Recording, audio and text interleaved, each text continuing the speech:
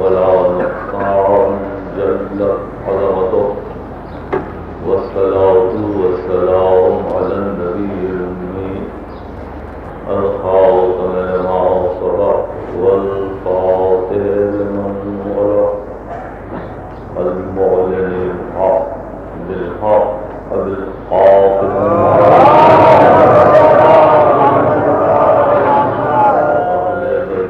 الطيبين الطاهرين الذين أذهب الله عنهم الرجس وطهرهم تطهيرا.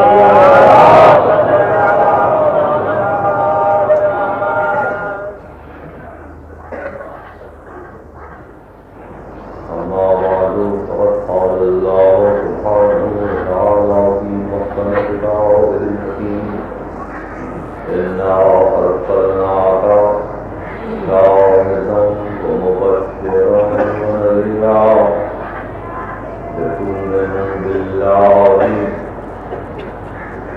ورسوله وتعزروه وتوقروه وتصبروه بكرة وأصيلا.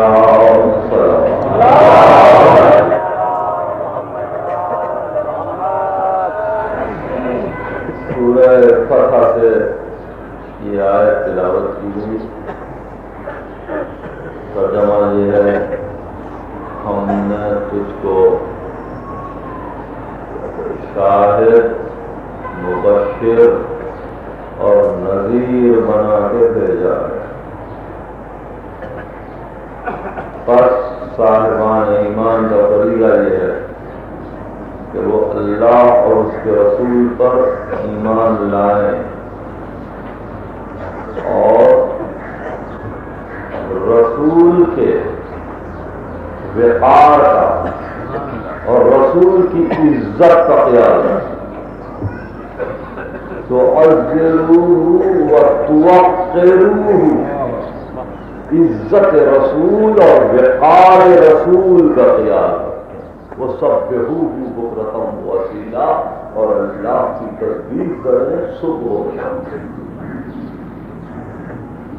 کلام مجید میں دو مقامات پر وقار رسالت پر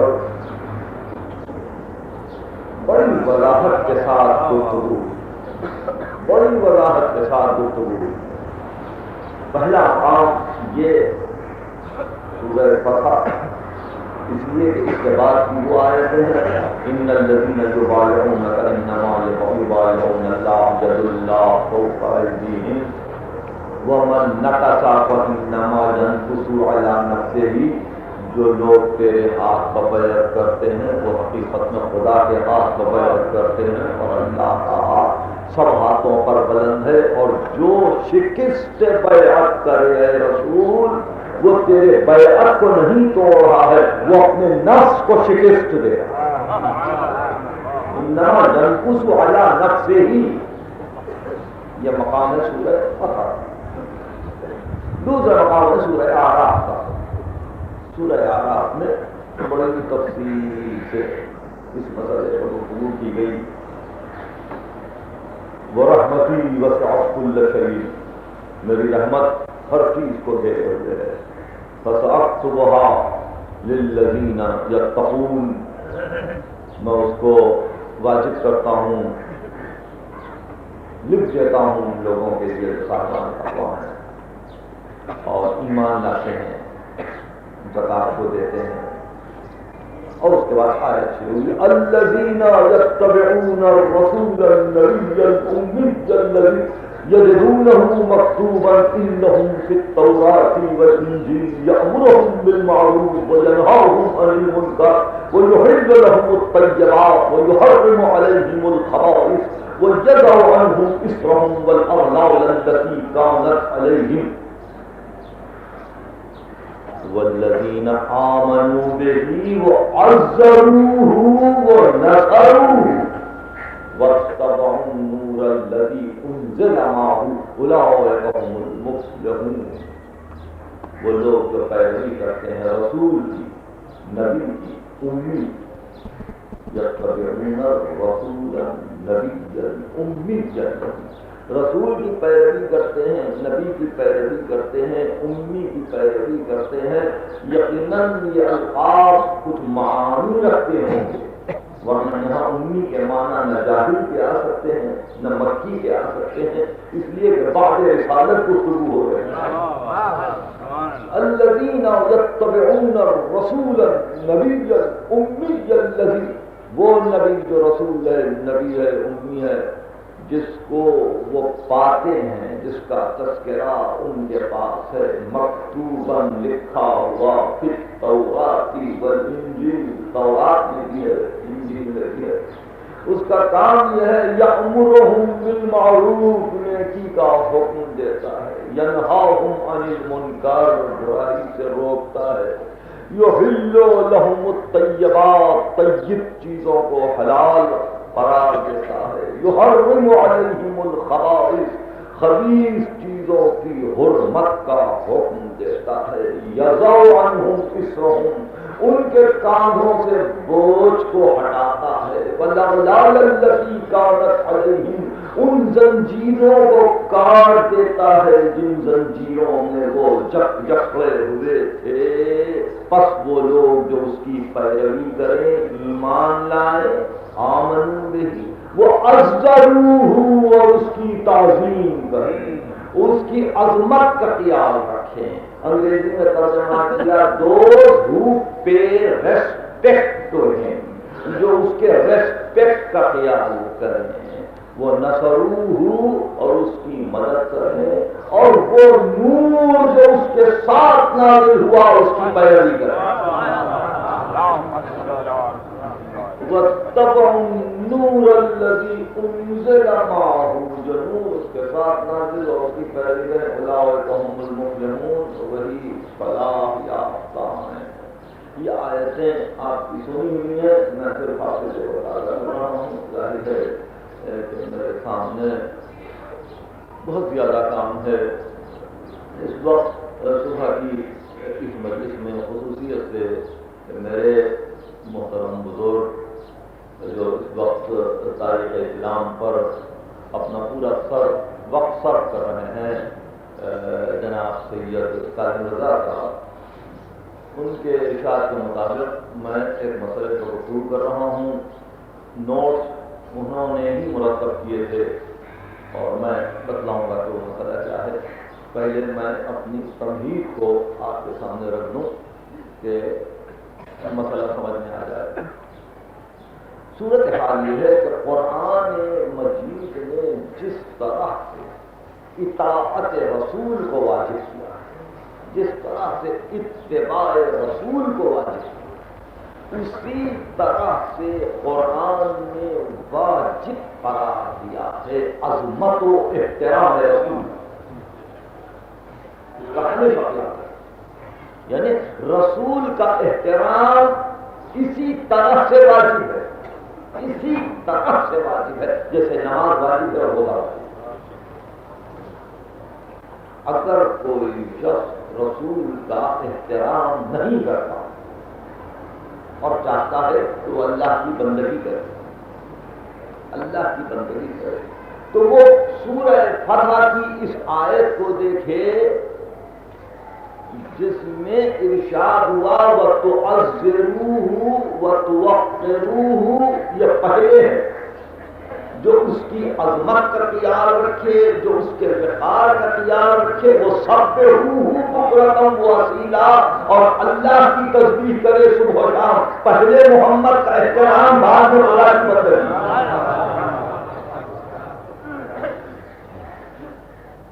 یہ ہمارے بنیادی مسائل میں سے ایک مسئلہ ہے اور اسی مسئلے پر اختلاف ہے، اور امہات مسائل میں سے کہ احترام پیغمبر و عدم احترام پیغمبر سے ملت کا کیا فائدہ اور کیا نقصان ہے۔ ہماری حد تک ہم اس مسئلے کو اتنا اہم سمجھتے ہیں کہ سارے مسائل کی بنیاد اور اساس ہم اس مسئلے کو قرار دیتے ہیں، یعنی احترام، ان کی عظمت، ان کا وقار۔ قرآن مجید نے 2 آیتوں میں تو یہ بتلا دیا کہ ان کا وقار و احترام کا خیال لازم رہے۔ کچھ آیتیں ایسی ہیں جس میں یہ طریقے بتلائے کہ احترام و وقار میں اتنی باتیں ملحوظ رہیں، یہاں تک کہ تمہاری ساری بندگیوں کے باوجود سورہ حجرات اگر تمہاری آواز رسول کی آواز سے بلند ہو جائے تو عبادتیں ختم ہو جائیں گی۔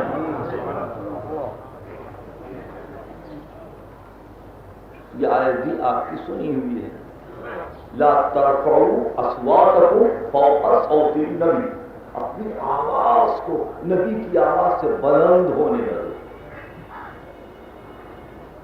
طریقے بتلا رہے جو حال عرب کا وہ بھی عالم تھا کہ پیغمبر اسلام جو مسجد میں آتے اور یہ عرب مسجد میں لیٹے ہوئے ستون مسجد کو تکیہ کیے ہوئے یا اس پر پیر رکھے ہوئے لیٹے ہوئے اور پیغمبر اسلام پڑے ہوئے، اور یہ لیٹ کے کہتے ہیں حدثنا یا محمد، کچھ سناؤ، اب کچھ سناؤ۔ تو آپ نے بجائے اس کے کہ احادیث یا ارشادات آپ اپنے پیش کرتے، آپ نے ان کو ادب سکھلایا، ادب کہ اس طرح سے نہیں بیٹھتے، اس طرح سے نہیں لیٹتے، اس طرح سے نہیں اٹھتے، سوال کرنے کا طریقہ یہ ہوتا ہے، مسجد میں آنے کا طریقہ یہ ہوتا ہے۔ وہ جاہل گنوار ان کو پہلے تو ادب سکھلایا رسول نے۔ آپ کو اندازہ ہے کس مصیبت میں رسول مبتلا تھا، کس قوم سے رسول کا تعلق تھا، کہاں سے لے جا رہے ہیں وحی ربانی تک،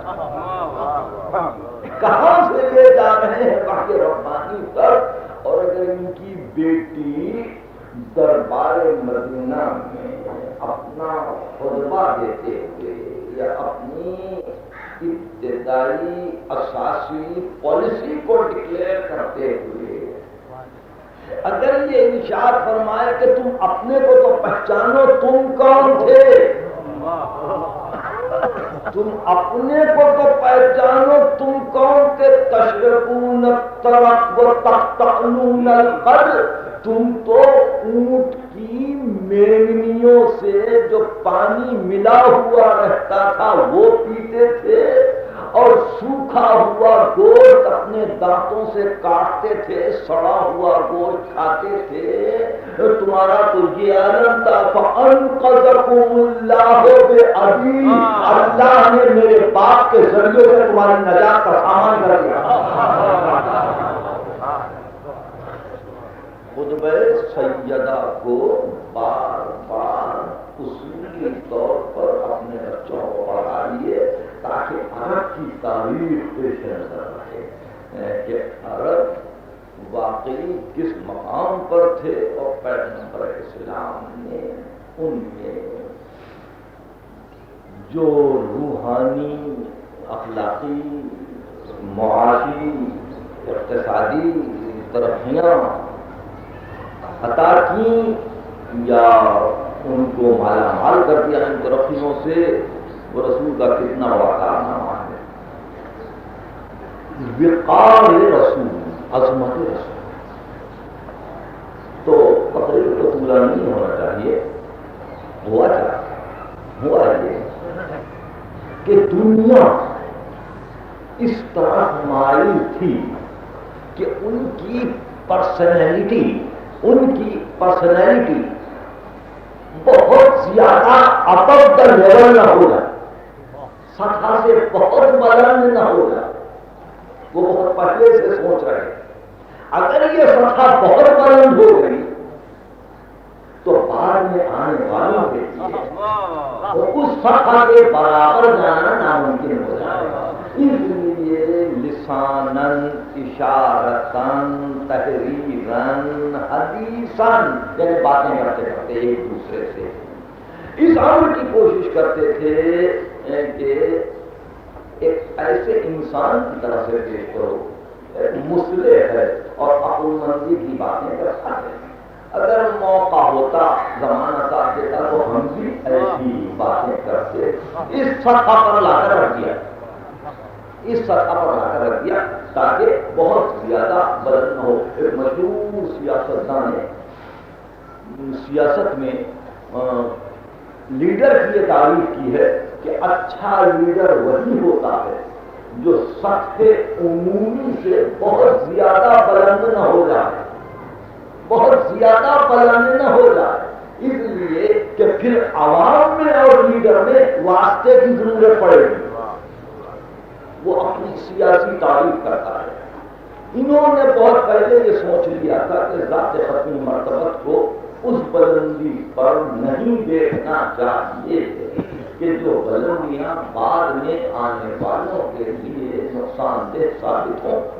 چنانچہ حیات رسول ہی میں یہ ٹسل، یہ اختلاف، یہ تصادم شروع ہو چکا تھا کہ احترام کریں یا نہ کریں. خاندان رسالت نے یہ طے کر لیا تھا کہ بہر صورت و بہر قیمت ہم تو احترام کریں گے. ہم احترام کریں، فقط یہی احترام نہیں کہ وہ آئیں تو اڑ جائیں، فقط یہی احترام نہیں کہ وہ پکاریں تو لبیک کہیں، فقط یہی احترام نہیں کہ وہ جو حکم دیں اس کی ہم تعمیل کریں، بلکہ احترام کے معنی یہ کہ ان کی غیر موجودگی میں بھی اگر ان کا تذکرہ آ جائے تو ہمارا سر ادب سے جھک جائے، ہمارا سر ادب سے جھک جائے. یہی وجہ تھی میں نے عرض کیا ہے آپ کے خدمت میں کہ کامل 2 دن یا بعض روایتوں کے اعتبار سے 3 دن تک پورا عرب بعد وفات جناب رسالت مآب اس امر کی کوشش کر رہا تھا کہ ایک مرتبہ روح اقدس کی زیارت کرے. امیر المومنین نے غسل و کفن کے بعد سرکار رسالت کو اس کمرے میں لٹا دیا تھا اور آپ دروازے پر کھڑے ہو گئے تھے، اور جیسے جیسے 5 7 آدمی اس کمرے میں آتے آپ دروازے پر کھڑے ہو کر فقط یہ آیت پڑھتے ان اللہ و ملائکتہ یصلون علی النبی یا ایھا الذین آمنوا صلوا علیہ وسلموا تسلیما. مسلسل 2 دن یا 3 دن تک علی یہ آیت مسلسل پڑھتے ہیں تاکہ جانے والے یہ جان لیں کہ یہ وہ ہے جس پر درود واجب ہے. یعنی اب ان کی نماز یہ ہے، اب ان کا احترام یہ ہے کہ اب سورت پیغمبر دیکھیں تو درود پڑھیں، ذکر پیغمبر سنیں تو درود پڑھیں، نام پیغمبر آ جائے تو درود پڑھیں. یہ احترام کی صورت بتلاتی. یہ تصادم اور یہ پیکار اپنے منزل کمال پر پہنچ گیا. یہ تصادم اس وقت جب کہ پیغمبر کا انتقال ہوا اور یہ بہترین موقع تھا اس تصادم کو ظاہر ہو جانے کا چھپا ہوا، اور وہ اس طرح سے کہ آگے بڑھنے والے نے آگے بڑھ کے یہ کہہ دیا کہ من کان یعبد محمدا فانہ قد مات. جو محمد کی عبادت کرتا تھا وہ جان لے کہ محمد مر گیا. جو عبادت کرتا تھا محمد کی وہ جان لے کہ محمد مر گیا. 23 برس کی زندگی میں اگر ایک مسلمان بھی کوئی ایسا نکال دیں، علی کے لیے تو کہہ سکتے ہیں کہ عبداللہ ابن سبا کی اولاد موجود تھی جو غلو کر رہے تھے، مگر محمد کے لیے نہ کوئی مورخ، نہ کوئی مستشرق، نہ کوئی یورپین متعصب یہ کہہ سکتا ہے کہ کسی نے حیات پیغمبر میں پیغمبر کی عبادت کا دعویٰ کیا تھا۔ یہ جملہ پیغمبر کے وفات کے دن کہنا جو محمد کی عبادت کر رہے تھے وہ جان رہے کہ محمد مر گئے، یہ مطلب یہ کہ دنیا احترام پیغمبر کو عبادت پیغمبر سمجھ رہی ہے۔ احترام پیغمبر کو عبادت پیغمبر سمجھ رہی تھی، اور ان لوگوں کو ایک چیلنج تھا، اب تو محمد مر گئے نا، اب کس کا احترام کرو گے، اب کس کا احترام کرو گے؟ تو اس جملے نے اس حقیقت کو آشکار کر دیا کہ جو محمد کی عبادت کرتا تھا وہ جان لے کہ محمد مر گیا۔ دران حالے کہ اس وقت مدینے میں کوئی بھی ایسا نہیں تھا جو عابد پیغمبر ہو، سب کے سب خدا کی عبادت کرنے والے تھے۔ یہ تصور ذہن میں کیسے آیا کہ محمد کی عبادت کسی نے کی، عبادت کسی نے کی؟ اسی بنیاد پر یہ تصور ہوا کہ جو احترام کیا کرتے تھے نا اس کو وہ عبادت سمجھتے، اور آج تک بھی یہی ہے کہ وہی گروہ جو نسل بعد نسل آج تک پہنچا وہ اب بھی ہمارے احترام کو عبادت سمجھ رہا۔ جہاں ہم نے بوسہ دیا کہا عبادت، جہاں ہم نے علم کو ہاتھ لگایا کہا عبادت، جہاں ہم ذوالجلال کے ساتھ ہوئے کہا عبادت، جہاں ہم کسی تعزیے کے ساتھ نظر آئے کہا عبادت۔ یہ تو پرستش کر رہے ہیں غیر خدا کی، یہ ابھی تک احترام اور عبادت کا فرق نہ سمجھا۔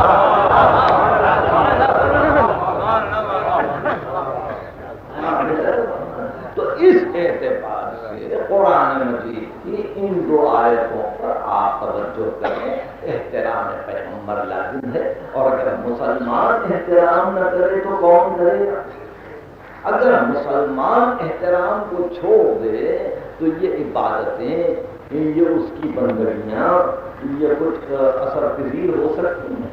ایسے موقع پر اس مختصر سی تمہید کے بعد ایک امر قابل غور ہے، اور وہ یہ ہے کہ حیدرآباد دکن کی یونیورسٹی اور جامعہ عثمانیہ کے ایک سپوت تھے ڈاکٹر حمید اللہ۔ ڈاکٹر حمید اللہ یہ مدراس کے رہنے والے ہیں اور بہت ہی خاص خلقت کے حامل ہیں، اپنی صورت اور شکل کے اعتبار سے بھی ایک خاص ان کی وضع ہے جو بہت سونے ممتاز ہو سکتے ہیں اور پہچانے جا سکتے ہیں کہ یہی ہوں گے ڈاکٹر حمید اللہ۔ تو یہ حیدرآباد کے فال کے بعد یہ یورپ گئے اور اس کے بعد جرمنی گئے، کیونکہ جرمنی زبان ہی میں ان کا تھیسس تھا اور ڈاکٹریٹ کیا تھا، اس لیے ان کو جرمن یونیورسٹی نے پھر واپس بلا لیا۔ اب وہاں سے وہ کچھ اسلام و اسلامیات کے متعلق کام کر رہے ہیں، اور اسلام و اسلامیات کے متعلق جو کام انہوں نے شروع کیا تو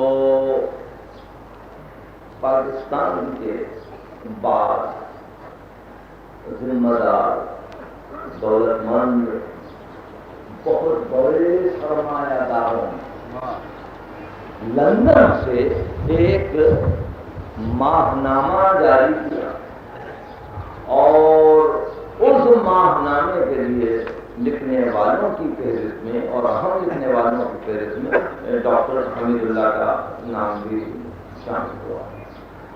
ڈاکٹر حمید اللہ فطرتاً کوئی ذہین آدمی نہیں ہے، لیکن جیسا کہ عام ریسرچ اسکالرس ہوتے ہیں وہ تجدد پسند ہیں، یعنی کوئی نئی بات کہہ دیتے ہیں۔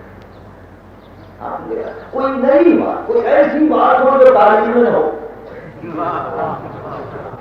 کوئی ایسی بات ہو کہ جس کا ذکر کسی تاریخ میں نہ ہو۔ اب ہمارے پاس 2 جلدوں میں تاریخ اسلام ابھی آئی ہے، اور میرے عزیز محمد اسلم گاہنگری نے نفیس اکیڈمی سے اس تاریخ کو شائع کیا ہے. تاریخ اسلام مسلمانوں کی تاریخ ہے اور بڑا اچھا ورق ہے. بہت صفائی کے ساتھ انہوں نے کام کیا ہے. ان کے اپنے نظریات پر ہاں مستقل ہے وہ کتاب، لیکن مجھے شکایت نہیں. یہ تاریخ اردو میں ہے، مفصل تاریخ. اس کے علاوہ مسلمانوں میں یوں بھی تاریخ کی کمی نہیں ہے، مگر ریسرچ اسکالر اسی کو کہتے ہیں کہ جو اس بات کو نکالے، ایسی چیز کو ڈھونڈے کہ جو کسی تاریخ میں نہ ملے. تو ظاہر ہے کہ ایسی چیز جو کسی تاریخ میں نہ ملے وہ کسی ایک قدیم یا جدید معترض ہی کے کسی کتاب یا تصنیف میں میسر آئے گی کہ جس میں یہ دیکھ کر کہ اس طرح سے بھی ایک اعتراض کیا جا سکتا ہے، اس طرح سے بھی ایک اعتراض کیا جا سکتا ہے. انہوں نے ایسی کسی تاریخ سے اس واقعے کو لے لیا.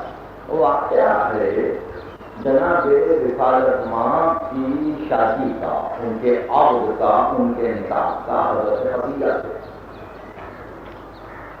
میں سمجھتا ہوں کہ جب احترام پیغمبر ہی نظر میں نہ ہو تو احترام خدیجہ کا سوال پیدا ہی نہیں ہوتا. بہت غور سے سنیے، 2-4 منٹ. احترام خدیجہ کا سوال ہی نہیں پیدا ہوتا. احترام محمد تو کم از کم پھر بھی اتنا کہ ذرا سا اس کا تو خیال ہے کہ اذان اپنی نام ہے، اذان اپنی نام ہے، کیا کرے. لیکن اس کے لیے بھی ایک دن امیر شام نے اذان سن کے کہا، بڑے عقل مند ہے محمد، بڑی محنت کی، بلاخر اپنے نام کو اس نام تک پہنچا دیا، بلاخر اپنے نام کو اس نام تک پہنچا دیا. بڑے عقل مند تھے. یعنی یہ بھی ایک نقطۂ نگاہ تھا کہ اذان میں بھی جو نام آیا تو وہ اپنی خود ستائی تھی. یہاں تک تو کہاں مسلمانوں، تو جہاں احترام محمد نہیں وہاں احترام خدیجہ کیا ہے. اور پھر ایک اور وجہ ہے، خدیجہ کے تعلق سے، ان کی نسبت سے عدم احترام کی ایک اور بھی صورت ہے، اور وہ یہ ہے کہ خدیجہ ماں ہے اس بیٹی کی جس کی اولاد روئے زمین پر قیامت تک کے لیے ان کے دل و دماغ کے واسطے ایک ڈراؤنا اور ایک بھیانک خواب بنی ہوئی ہے. دن اور رات ان کے گھر میں یہی ہے. ان آج بھی میری صفائی کو اور صاف گوئی کو آپ مجھے معاف کریں اور زیادہ سے زیادہ آپ مجھے ایک صوفی سمجھ لیں، میں صاف باتیں کرتا ہوں. اور وہ یہ کہ آج بھی یہی ہوتا ہے. درخواست دی ملازمت کے لیے، سید ہے نا، سید ہے، اچھا پھر کر دیا. یہ یاد رکھیے، یہ ہے، یہ ہو رہا ہے، سید ہے، اچھا پھر کر دیا. یعنی اس وقت تک دل و دماغ اسی انداز میں کام کر رہے ہیں اولاد فاطمہ کے لیے. تو فاطمہ بیٹی خدیجہ، اور پھر وہ خدیجہ جو ان تمام بیویوں میں سے ایک ہے جن کو رسول بعد خدیجہ مسلسل نکاح کرنے کے بعد یہ ثابت کرتے چلے کہ یہ نہ سمجھنا کہ میرا ربط خاص خدیجہ سے تھا کہ خدیجہ ہی کی نسل میں سیادت جائے گی، بلکہ تم جانتے ہو کہ میں مرد ہوں. تمہاری روایتیں ہیں کہ 40 مردوں کی قوت اللہ نے مجھے دی تھی. تم نے روایت کی ہے کہ ایک ایک رات مختلف بیویوں کے پاس جاتے تھے. اس کے باوجود اللہ نے یہی چاہا کہ تم باندھ رہو اور خدیجہ صاحب اولاد ہو. تو اب ایسی صورت میں وہ قبائل جن کا دوسری بیویوں سے تعلق ہو وہ احترام خدیجہ کا کیا خیال کرتے ہیں؟ درمیان میں ایک اور بھی صورت ہے اور اسی صورت کی طرف اشارہ کر رہا ہوں کہ جن کا دن رات کا تعلق ہے ہوئے کی ایک اور کتاب ہمارے ہاتھ میں ہے اور جس پر اس وقت بحث و نظر جاری ہے. جب ہم اس سے فارغ ہو جائیں گے وہ آپ کی خدمت میں پیش کریں گے. ابھی یہ کتاب آئی ہے بیروت سے اور اس میں حضرت عائشہ صدیقہ کی سیاست پر گفتگو ہے. بڑی مہم کتاب عربی اور اس کے شاید تیسرے صفحے پہ انہوں نے لکھا کہ مقابلہ جب ہم نے کیا اور علماء سے ہم نے پوچھا جناب خدیجہ اور حضرت عائشہ کے لیے جناب فاطمہ اور حضرت عائشہ کے لیے تو علماء مصر نے یہ کہا کہ وہ بیوی جو احادیث جناب رسالت پناہ کو اس طرح سے نقل کرے کہ قیامت تک احکام اسلام باقی رہ جائے اس بیوی کی فضیلت تمام بیویوں کو ہوگی. جناب خدیجہ سے کوئی روایت کوئی نقل نہیں کرتا اور اسی طرح سے جناب فاطمہ سے کسی نے علم حاصل نہیں کیا اس لیے فضیلت کسی بیوی کو ہے. تو وہاں ایک جانبداری وہاں اقربا پروری وہاں نیپوٹزم وہاں ایک پارٹی بندی کی کیفیت پیدا ہو گئی اور کہا کہ ہم تو ان کے ساتھ ہیں. اور ظاہر ہے کہ جب حکومتوں کا یہ ایٹیٹیوڈ رہا ہو کہ ہم ایک خاص فرد کو نظر انداز کریں گے تو جب رسول کو نظر انداز کر سکتے ہیں تو حضرت خدیجہ کا کیا مقام ہے اور خصوصاً وہ خدیجہ کہ جس کی دولت ختم ہو چکی ہو. دولت کے زمانے میں ممکن ہے یہ گفتگو نہ ہوتی. جب ختم ہو چکی دولت جب وہ غریب ہو گئی لٹا چکی سب کچھ تو اب یہ کہا کیا کہا بس یہی کہا یہ ہے کہ جناب رسالت ماپ سے عشق ہو گیا تھا. صاف صاف گفتگو ہے. محبت بڑھتی جاتی تھی. تجارت کے کاروبار میں ان کا آنا جانا ان کا ان کو دیکھنا میں اس کو ہمارے قومی جریدے یعنی ارشاد سے جہاں جہاں میرے محترم بزرگ سے یہ تعلق صاحب نے نشانہ لگا دیے ہیں چند جملے آپ کو پڑھ کے سناؤں گا. وہ پہلے پیغمبر کی صورت کشی کی ہے. ان کا نقشہ کھینچا ہے کہ کیا جمال تھا کیا حسن تھا کیسی صورت تھی اور پھر اس صورت پہ وہ بیوی کیسے عاشق نہ ہو جاتی اور جب عاشق ہو گئی تو ظاہر ہے کہ یہ خیال ہوا کہ اجازت کون دے گا. اب اجازت کی منزل تھی وہ اپنے چچا ورقہ بن نوفل سے اجازت مانگتی. وہ راضی نہ تھے اس واسطے کہ یہ تھے غریب پیغمبر. تو انہوں نے ایک دن ان کو بلا کے اتنا ان کو ان میں نشہ پیدا کر دیا اتنی شراب ان کو پلائی کہ وہ نشے میں ملوث ہو گئے. اور ایسے عالم نے ابو طالب سے کہا آپ خطبہ پڑھ دیجیے. ابو طالب نے خطبہ پڑھ دیا. ان کو نشے میں جھنجھوڑ کے کہا تم ولی ہو اجازت دیتے ہو. انہوں نے کہا ہاں. اب اس کے بعد جب ان کا نشہ کافور ہوا کہا یہ کیا ہے صاحب یہ تو ہو گیا. اتنی سی بات ہے اور یہ ریسرچ ہے ڈاکٹر حمید اللہ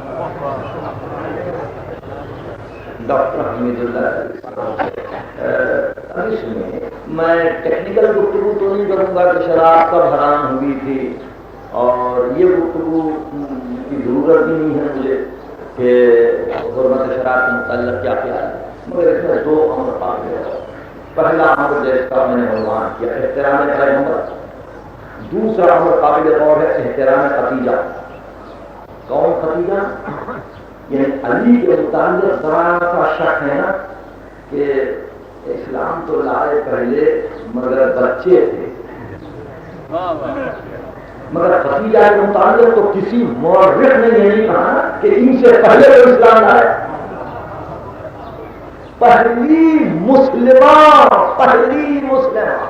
پہلی اسلام لانے والی عورت، مقام تسلیم میں جو سب سے پہلے ہو۔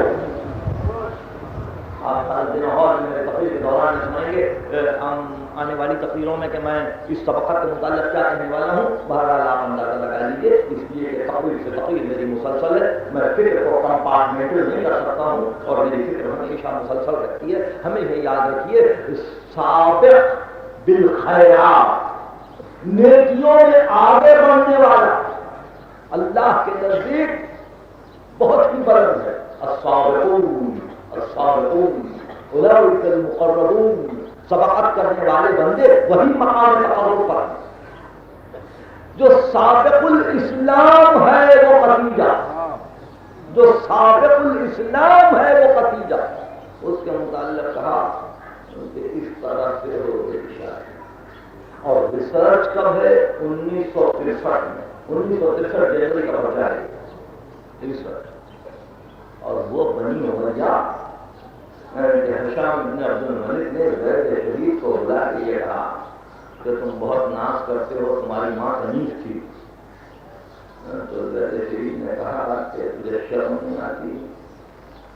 نبی العالمین کی بیوی اور اسماعیل کی ماں وہ بھی کنیز، جس کی اولاد میں انبیاء کا سلسلہ ہے۔ وہ بنی امیہ جو حضرت زید شہید کی والدہ کے کنیز ہونے پر اعتراض کریں، ان بنی امیہ کی نظر سے تو یہ بات چوک جائے کہ یہ شادی کا آغاز اس طرح سے ہوا، بنی امیہ کی مجال نہ ہو کہ قتیلہ کی شادی پر اعتراض کریں، اور آخری دور میں فخر بنی امیہ پیدا ہو جو یہ کہے کہ انہوں نے شراب کے عالم میں اجازت دے دی۔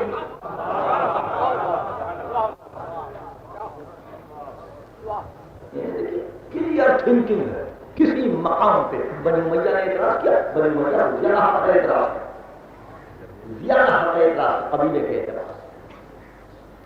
کسی نے بھی کبھی اعتراض نہیں کیا، کسی نے بھی یہی نہیں بتلایا۔ تاریخ تو اس طرح سے گئی، تاریخ تو اس طرح سے گئی کہ بیوی کے خدیجہ بیوی کے خود چچا نے حضرت ابو طالب سے یہ کہا کہ میری خواہش یہ ہے کہ اگر ایسا ہو جائے تو مناسب ہے۔ حضرت ابو طالب نے کہا میں مختار نہیں ہوں جب تک کہ میرا بھتیجا راضی نہ ہو جائے۔ جب وہ راضی ہو گئے تو پھر آپ نے ورقۃ بن نوفل سے کہا کہ وہ راضی ہے، تو اس وقت جناب خدیجہ کے چچا نے اس محفل کو آراستہ کیا، اجازت اور شراب پلا کے اجازت۔ وہ دولت خدیجہ کے چچا کی تھی، دولت کس کی تھی؟ وہ مال کس کا تھا؟ وہ آسلحہ تجارت کس کے تھے؟ خدیجہ کے تھے۔ اپنے چچا کی کفیل تھی بھتیجی، جناب خدیجہ کے زیر پرورش تھے ان کے چچا اور ان کا پورا خاندان، یہ تاریخ ہے۔ اور ایسے میں ان کو شراب پلائی گئی اور یہ کہا کہ اچھا میں نے جیسا کیا وہ آیتیں شراب کی قربانی کیا ہے، یہ مسئلہ پنجاب میں بڑا اہم بنا ہوا ہے، اور میں اس مسئلے کو نہیں چھیڑنا چاہتا۔ اس بات سے جس کی تاریخ بڑی دردناک ہے، کن کن کو چھپایا جا رہا ہے، کن کن کے ناموں پہ پردے ڈالے جا رہے ہیں، اور کس نام کو آگے لانے کی کوشش کی جا رہی ہے۔ یہ بڑا ہنگامہ خیز مسئلہ ہوگا، اور ہمیشہ میں نیٹشے کی باتوں کو بہتر سمجھتا ہوں۔ نیٹشے نے بقول ذرکف میں لکھا ہے کہ تاریخ کے آغاز سے گفتگو نہ کرو، تاریخ کے آغاز سے گفتگو کرنا ہمیشہ خطرناک ہے۔ یہ بڑی عجیب بات ہے، تاریخ کے آغاز سے گفتگو کرنا ہمیشہ خطرناک ہے۔ کسی بادشاہ کو ذل اللہ کہہ کے سلام کہو، سلام کرو، مگر اس کے دادا پردادا کے متعلق گفتگو نہ کرو۔ سلطنت کیسے ہوئی؟ کوئی سپاہی کی اولاد ہے، کوئی کسان کی اولاد ہے، کوئی دہقان کی اولاد ہے، میں کسی میں کہیں سے آگے بڑھ کے ترقی کی ہے۔ اس لیے نیکشے نے کہا تاریخ کے آغاز سے گفتگو نہ کرو، تاریخ کے فقط دھارے کو دیکھتے جاؤ۔ تو بالکل اسی طرح ہم تاریخ کے آغاز سے اس مسئلے میں گفتگو نہیں کرتے کہ تحریر محمد کے متعلق کتنی آیتیں ہیں، پہلی آیت کب آئی، دوسری آیت کب آئی، تیسری آیت کب آئی، مگر ایک بات معلوم ہے، آخری آیت یہ آئی فَهَلْ أَنْتُمْ مُنْتَهُونَ، کیا اب بھی تم رکو گے؟ تو اس وقت ہمارے کرام نے کہا انتہینا، اب ہم رک گئے۔ یہ تفسیر تمام تفسیریں، تمام اسلام کی تفسیریں ہیں کہ جب تیسری آیت آئی اس وقت انتہینا، اب ہم رک گئے۔ اور واقعی یہی وہ منزل ہے کہ جہاں انسان یہ کبھی کبھی سمجھتا ہے کہ بھائی اس امر میں ہم کو قدر و کاوش کی کیا ضرورت ہے، ہوا ہوگا اس طرح سے ہوا ہوگا۔ ایک بات اب سمجھ لیجیے، وہ یہ کہ احترام پیغمبر قرآن سے واجب، مگر اس کے باوجود اگر آپ نے اس کو عقیدے میں داخل نہیں کیا تو ایک اور منزل ہے۔ وہ پوچھنا یہ ہے آپ سے کہ قبل بعثت و قبل نبوت مقام پیغمبر کیا ہے؟ ایک دوسرا سوال، قبل بعثت و قبل نبوت مقام پیغمبر کیا ہے؟ ایک عامی کی طرف سے زندگی بسر کرتا ہے، ایک جاہل کی طرف سے زندگی بسر کرتا ہے، وہ بھی بتوں کی پرستش کرتا ہے، وہ بھی حلال و حرام میں تمیز نہیں کرتا ہے۔ جس چیز کو بعد میں وہ حرام قرار دے رہا ہے، آیا قبل نبوت اسی حرام سے وہ ملبس ہو رہا ہے یا پہلے سے پرہیز کرتا ہے، یا پہلے سے زندگی اسی سانچے میں ڈھلی ہوئی ہے کہ جس اعتبار اور جس معیار سے بعد میں احکام آنے والے ہیں۔ یہ عقیدے کا مسئلہ نہیں ہے، یہ علمی مسئلہ ہے۔ اس علمی مسئلے کو یقیناً آپ کے لیے اور آپ کی فکر کے لیے میں ایک دعوت بنا رہا ہوں۔ سوچئے کہ قبل بعثت کیا مقام، قبل بعثت کیا مقام، اس محفل میں بیٹھنا کہ جس محفل میں یہ لکھتے ہیں ڈاکٹر صاحب کہ اتنی شراب پلا دی، کیا اصطلاح نہیں معلوم، بہرحال اردو میں وہ دھت بنے ہوئے تھے۔ یہ اردو کا ترجمہ جس کسی نے کیا، اتنی شراب پلا دی کہ وہ بالکل اس قابل نہ تھے کہ وہ کسی چیز کی تمیز کر سکتے۔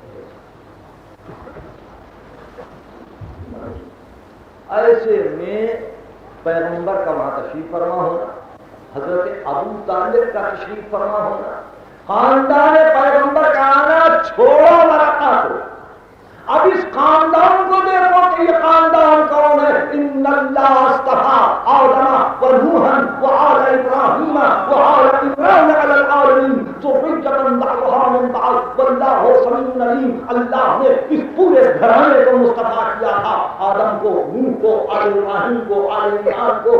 پیغمبر خدا آل ابراہیم میں سے تھے، ابو طالب آل ابراہیم میں سے تھے۔ پیغمبر اسلام فرماتے ہیں بعد رسالت کہ میں نے، میرے چچا نے، میرے باپ نے، میرے دادا عبد المطلب نے، میرے پردادا ہاشم نے کبھی کسی صنم کو سجدہ نہیں کیا۔